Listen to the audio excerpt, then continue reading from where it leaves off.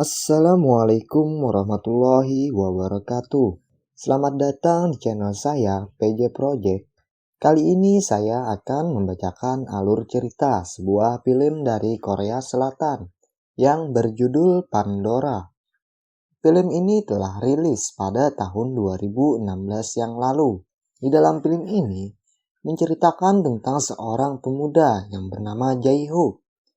Ia bekerja sebagai seorang mekanik di sebuah perusahaan pembangkit listrik bertenagakan nuklir. Kemudian suatu hari, terjadi sebuah kecelakaan di perusahaan tersebut yang mengharuskan Jae-hook berjuang mati-matian agar bisa menyelamatkan keluarga tercintanya. Jadi bagaimanakah ceritanya? Simak video ini sampai habis ya guys. Oke, mari kita masuk ke dalam ceritanya. Di sebuah desa di Korea Selatan, terdapat sebuah perusahaan pembangkit listrik tenaga nuklir, yang mana perusahaan tersebut diklaim oleh pemerintahan Korea sebagai pembangkit listrik nomor 1 milik mereka.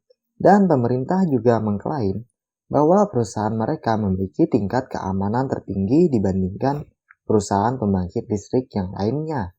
Namun, ada seorang kepala keamanan yang bernama So Jang-nim.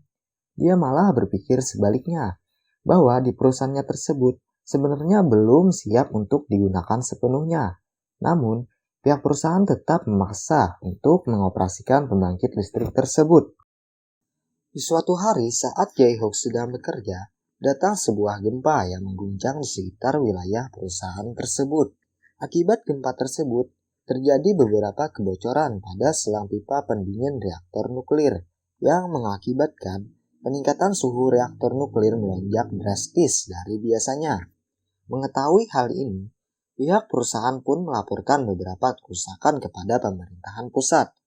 Namun, pihak pemerintah seakan tidak peduli karena menurut mereka itu hanyalah sebuah kecelakaan kecil saja dan menyuruh pihak perusahaan untuk memperbaiki kerusakan secara diam-diam. Namun, upaya pihak perusahaan melakukan perbaikan mengalami kegagalan dan mengakibatkan beberapa orang tim reparasi harus mendapatkan perawatan medis karena terkena air pendingin reaktor nuklir tersebut. Melihat kejadian tersebut, Jae-hook pun mengenang kembali kematian ayah dan kakak laki-lakinya akibat dari dampak radiasi tersebut. Kemudian, Jae-hook pun mengajak rekan-rekannya untuk meninggalkan tempat pembangkit listrik tersebut. Ketika Jae-hook dan yang lainnya ingin pergi, mereka mendapati pintu keluar sudah ditutup oleh pihak perusahaan. Kemudian pihak perusahaan pun menyadari bahwa situasinya semakin parah. Suhu reaktor nuklir sudah hampir mencapai batas maksimalnya yang bisa saja mengakibatkan terjadinya sebuah ledakan dan terjadinya kebocoran radiasi secara meluas. Kemudian, sang kepala keamanan perusahaan So Jang-nim mengusulkan kepada ketua perusahaan untuk melakukan peringatan darurat kepada masyarakat dan melakukan pembuangan gas untuk menghindari terjadinya ledakan. Namun, ketua pengelola perusahaan menolak melakukan usulan tersebut.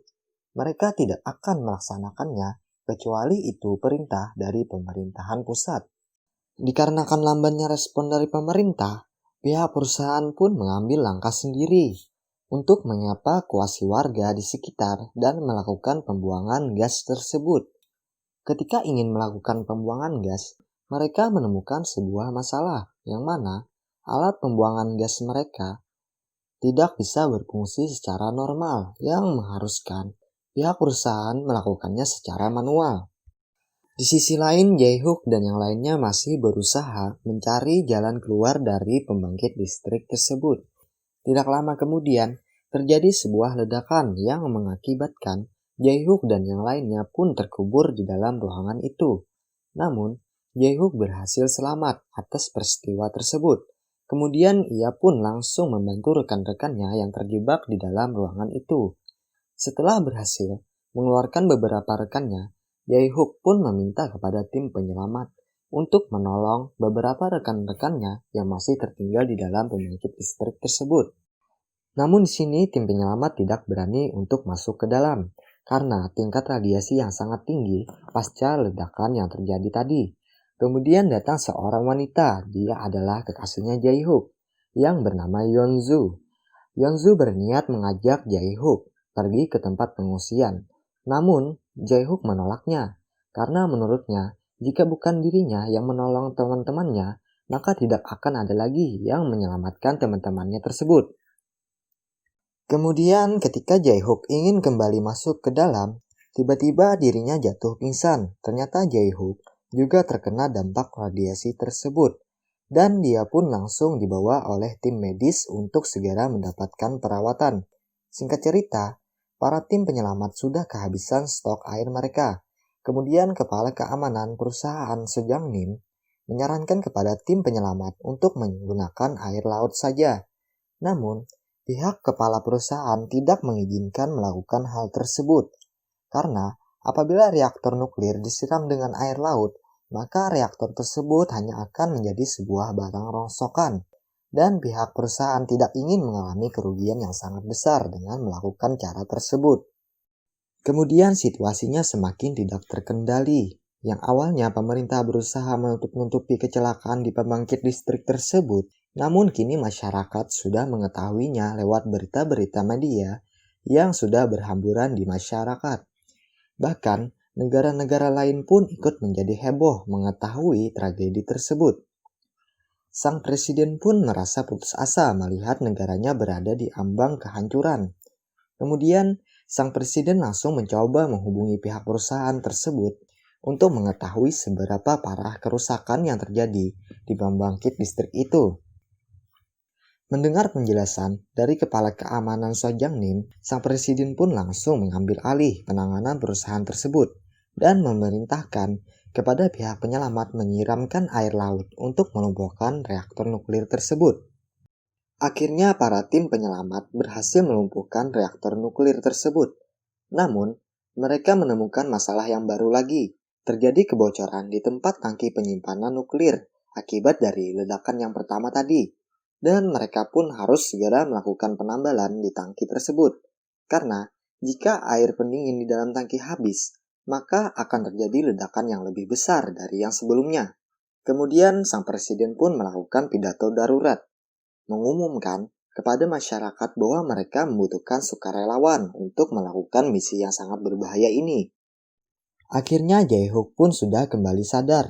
Mendengar pidato dari sang presiden, Jae-hook dan rekan-rekannya yang lain memutuskan untuk mengambil misi tersebut. Meskipun mereka merasa kecewa dengan tindakan yang diambil oleh pemerintah, namun mereka tidak punya pilihan yang lain lagi untuk menyelamatkan keluarganya yang sedang pergi menyelamatkan dirinya masing-masing. Singkat cerita, Jae-hook dan yang lainnya pergi untuk melaksanakan misi tersebut.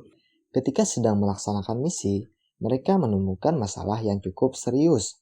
Tiba-tiba saja kebocoran semakin membesar sehingga mereka pun harus mengakhiri misi penambalan tersebut. Karena merasa mustahil untuk melanjutkan misi tersebut, Sojangnim pun selaku ketua pelaksana misi itu memerintahkan kepada Jae-hook dan yang lainnya untuk segera meninggalkan tempat tersebut untuk berkumpul dengan keluarganya masing-masing. Namun Jae-hook tidak menyerah sampai di situ, karena dia berpikir meskipun mereka semua lari, itu sudah sangat terlambat bagi mereka. Kemudian Jae-hook mengusulkan kepada Sojangnim untuk meledakkan dinding yang bocor tadi. Dengan begitu, nuklir tersebut akan kembali terendam oleh air pendingin. Karena merasa ide Jae-hook masuk akal, Sojangnim pun menyetujui usulan tersebut. Namun mereka tidak mempunyai banyak waktu untuk melakukan perakitan peledak dan pemblokiran pintu di ruangan bawah tangki tersebut. Untuk menghemat banyak waktu, mereka pun memutuskan untuk melakukan perakitan dan pemblokiran pintu secara bersamaan. Artinya, harus ada satu orang melakukan perakitan peledak di dalam ruangan tersebut. Kemudian, Jae-hook pun menawarkan dirinya untuk melakukan perakitan peledak tersebut. Meskipun dia tahu, melakukan itu sama saja dengan mengorbankan nyawanya sendiri. Namun dia tidak punya pilihan yang lain lagi. Karena hanya dirinya yang mempunyai keahlian tersebut dan hanya inilah cara satu-satunya untuk menyelamatkan keluarga yang dia cintai. Akhirnya Jae-hook dan yang lainnya berhasil melaksanakan tugas mereka masing-masing. Sebelum melaksanakan tugas terakhirnya, Jae-hook meminta kepada Sojangnim dan presiden untuk menghubungi keluarganya dan meminta agar dirinya bisa disiarkan secara langsung ke dalam televisi untuk bisa berpamitan kepada keluarganya tersebut. Dan disinilah momen mengharukan itu terjadi.